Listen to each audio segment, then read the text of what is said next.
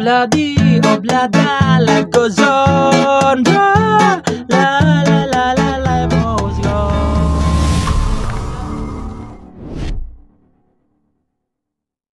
Hello mga ka-idol. So ngayon meron na naman akong ituturo sa inyong magandang kanta. So yung title pala nito ay yung Obladi, Oblada by The Beatles. So itong kanta na to is gagawin nating reggae version. Okay? So reggae version tong ituturo natin, no? Sana magustuhan nyo.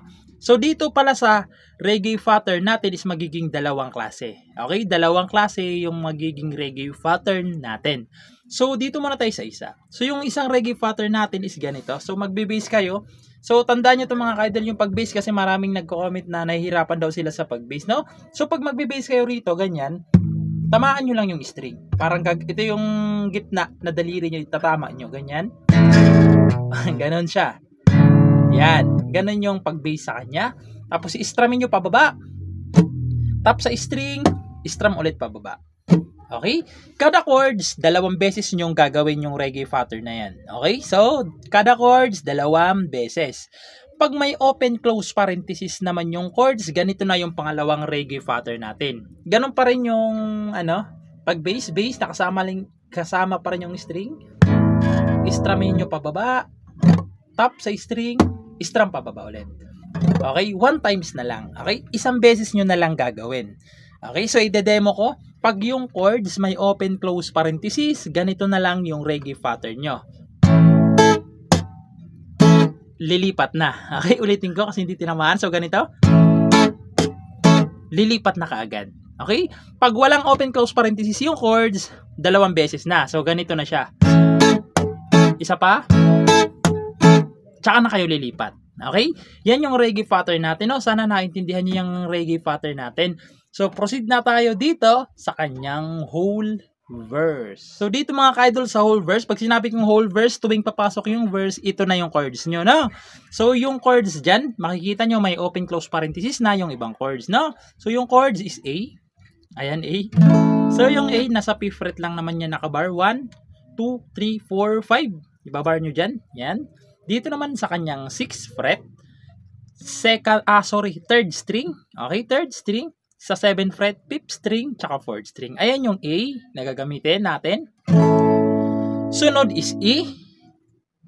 So, yung E nasa 7th fret nakabar. 1, 2, 3, 4, 5, 6, 7. Sa 7th fret nakabar. 8, 9. Sa 9th fret, 2nd string, 3rd, tsaka 4th lang. So, okay no? So, lagi kong sinasabi, ganito kasi ako mag-ipit.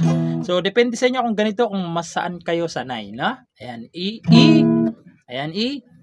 Tapos, isa pang E. Tapos, babalik lang kayo ng A. Okay? Pagkatapos nyan, pupunta ulit kayo ng A. Tapos, D naman. So, yung D sa 5th fret pa rin nakabar yan. Tapos, dito naman sa 7th fret, 2nd string, 3rd, tsaka 4th. Okay? Ayan yung D. Tapos, papasok na yung A ulit na may open-close parenthesis na. Okay? So, yung reggae pattern natin, no, nakalagay naman dyan. Ayan. A na may open-close parenthesis. E na may open-close parenthesis. Tapos, babalik lang kayo ng A na wala ng open-close parenthesis. Okay? So, sana nalinawan kayo ng chords na yan, no? So, dinoble-doble ko yan para hindi kayo malito sa pagpasok ng reggae pattern natin. So, ganito naman siya kapag sinampulan para at least mas maintindihan nyo kung paano siya tugtugin. So, ganito siya. This man does a borrow in a marketplace. Molly is the singer in the band.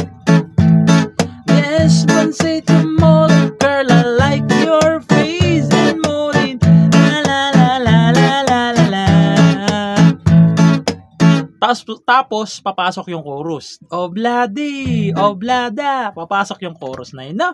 So, proceed naman tayo doon sa kanyang chorus. So, dito sa chorus mga ka-idol, kung makikita nyo, meron ding open-close parenthesis yung mga chords, meron ding wala, no? So, yung chords dyan is A, na walang open-close parenthesis, okay? A, tapos E, na nasa loob na ng open-close parenthesis, okay? E, tapos pupunta kayo ng F sharp minor.